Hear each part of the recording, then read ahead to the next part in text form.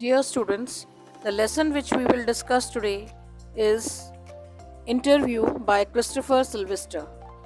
In this lesson, the author talks about the interview as a means of communication with each other. He also highlights the positive points about the interview.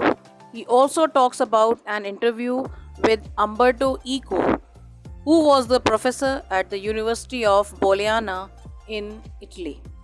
He was a reputed person.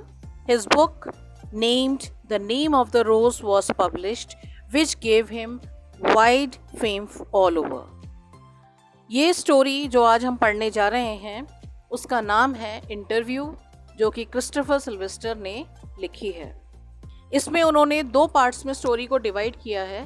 पहले part में उन्होंने interview के बारे में बताया है कि लोगों के पॉइंट ऑफ व्यूज़ क्या हैं, अलग अलग जो स्टार्स हैं उनके बारे में बताया है कि वो अलग अलग तरीके से अपने पॉइंट ऑफ व्यू रखते हैं इंटरव्यूज़ के बारे में, कि इंटरव्यूज़ उनको फेस करने में कैसा महसूस होता है, क्या वो फील करते हैं। तो जिसमें कुछ ऐसे थे जो कि इंटरव्यूज़ नहीं फेस टू फेस करना चाहते थे, क्योंकि उनको इंटरव्यूज़ देना पसंद नहीं था और उनको ये लगता है कि अपने जो सीक्रेट्स हैं अगर उसको रिवील करना है लोगों के सामने तो सबसे सही तरीका फिर यही होता है कि लोग इंटरव्यूज़ देते हैं आमने सामने एक दूसरे के बीच में। कुछ लोग उसको ये मानते थे कि इंटरव्यू देना कोई गलत बात नहीं है, अपने पॉइंट ऑफ व्यूज़, अपनी जो आपको बातें शेयर करनी है किसी सामने, तो उसको हम अपने इंटरव्यू के ज़रिए उस चीज़ों को शेयर कर लेते हैं। दूसरा जो पार्ट है उसमें अम्बर्टो नाम के एक प्रोफेसर थे जो कि बोलियन यूनिवर्सिटी में पढ़ाया करते थे इटली में।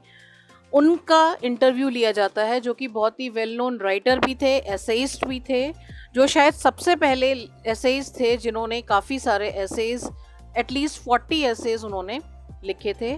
और उनकी बहुत ही फेमस एक बुक पब्लिश हुई थी द नेम ऑफ द रोज के नाम से, जो काफ़ी वर्ल्ड फेम और काफ़ी मिलियन कॉपीज़ उसकी, नियर अबाउट 10 मिलियन कॉपीज़ जो थी वो ऑल ओवर द वर्ल्ड बिकी थी। और जब उनका इंटरव्यू लिया जाता है तो उनका पॉइंट ऑफ व्यू जो था वो एकदम डिफरेंट था किसी भी अपने एस्पेक्ट को लेकर के। और उनका कहना ये था कि छोटे से छोटा टाइम जो है वो प्रेशियस है, और बहुत ही छोटे से छोटा वक्त जो है अगर हम निकालते हैं तो उस चीज़ में हम उसमें अपना बहुत सारा चीज़ों को शेयर कर सकते हैं, बहुत सारी चीज़ें उसमें काम कर सकते हैं उस पर।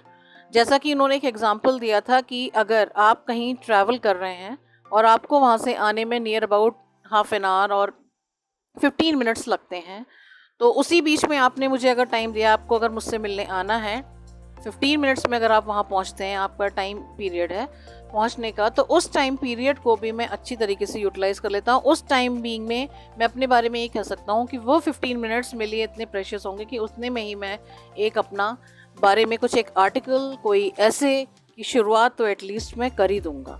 तो उनको कुछ इस तरीके से मानना था कि जो नेम ऑफ द रोज़ थी, उनको बिल्कुल शायद इस चीज़ का अंदाज़ा नहीं था और कि वो इतनी ज़्यादा मतलब पब्लिश हो जाएगी और इतनी पॉपुलर होगी, जिसमें कि उन्होंने सारे सब्जेक्ट्स, हिस्ट्री से रिलेटेड, सेमोटिक्स से रिलेटेड और बहुत सारे सब्जेक्ट्स थे जिनको लेकर के उन्होंने किया था। और शुरुआत से लेके लास्ट तक उस चीज़ में जो सीक्रेसी थी वो लोगों को और ज़्यादा इनिशिएटिव प्रोवाइड करती है कि वो उस चीज़ के बारे में उसको पढ़ें और उसको समझें। तो यही चीज़ें उन्होंने, अम्बर्टो इको ने उसके बारे में बताई थी और यही चीज़ें उसको वो लेकर के बहुत ज़्यादा खुश थे। और यही उनके पॉइंट ऑफ व्यूज़ थे कि इंटरव्यू कोई गलत चीज़ नहीं है। इंटरव्यू के ज़रिए हम एक अपनी बातों को एक दूसरे के साथ शेयर कर सकते हैं। दूसरी किताबें होती हैं जिसके ज़रिए हम एक दूसरे से अपनी बातों को कह सकते हैं इनडायरेक्ट फॉर्म में, और इंटरव्यूज़ में हम डायरेक्टली अपनी बातों को एक दूसरे के सामने शेयर करते हैं। एक कम्युनिकेशन है एक दूसरे के बीच में। Now this is all about this lesson, and the message that we get from this lesson is that through interview one come to know about the views of different people. तो यहाँ पर जो author हैं उनका मानना कुछ ऐसा है कि जब हम किसी का इंटरव्यू लेते हैं तो वह इंटरव्यू के ज़रिए हम एक दूसरे को जान पाते हैं, अलग अलग लोगों के पॉइंट ऑफ व्यूज़ जान पाते हैं, अलग अलग लोगों के बारे में जान पाते हैं।